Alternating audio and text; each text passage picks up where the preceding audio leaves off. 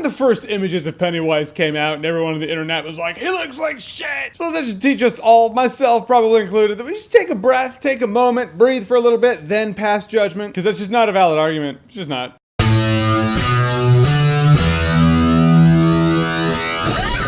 It.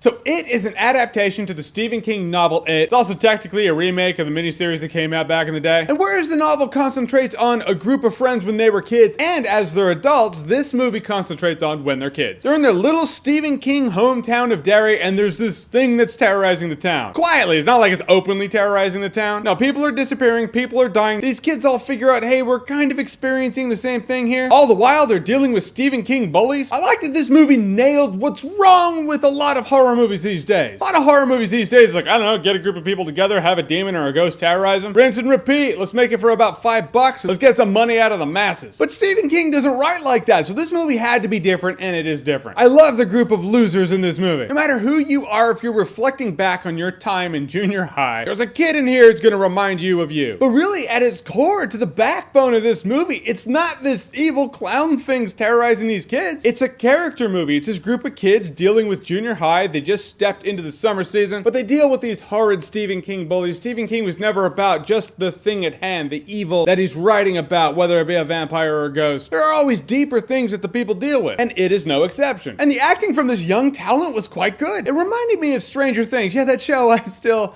yet to review. Where you just look at it and you're like, a lot of you have a bright future ahead of you. Finn Wolfhard was in both, and he did a great job in It, portraying me when I was in junior high. He's in It and Stranger Things, which makes you wonder, does he just choose to be in good shit, or does he make good shit happen? Question for the philosophers. The movie has heart, the movie made me laugh, and yes, the movie is quite frightening. I don't know if frightening's the word as much as it was intense. There were a few scenes I like sitting where the rails are in the movie theater so I can put my feet up. My feet were on the rail and I was pushing on the rail, because the scene was just getting to me. It was a very intense scene. I like the fact that the movie doesn't shy away from the Stephen Kingism. Stephen King has such a specific way of portraying life and people that when you see moments in here, you're like, that's a Stephen Kingism that the movie didn't shy away from. I would say kids, when they're swimming in a lake together, they usually use swim shorts. Maybe it's because I love the losers so much that I relate to them. I saw them so much, it's kind of the embodiment of my past as I knew it, that when they're swimming in their underwear, I was like, nah, I wouldn't get down in my underwear with anybody. I'd be like, nope, sorry guys. Can we hit up the store, get some shorts? And speaking of Pennywise, Pennywise was great. He was a straight up creep. I love the effect they do with his eyes. His eyes look like they're glowing. They're just very pronounced. No matter how dark the scene is, his eyes are very bright and they're kind of askew, making him look a little weird. And the thing that I noticed when he's talking to Georgie in the drain, water's just dripping from his mouth and he doesn't give a shit. He's not licking his lips or wiping the water away because that's such a human thing to do, and that's just not his intention here. You'll know it when you see it. There's just more to Pennywise than, ooh, scary clown. And this movie revolving around kids, as Pennywise is terrorizing kids, I was impressed with the fact that this movie did not shy away from violence towards kids. I'm so used to movies being like,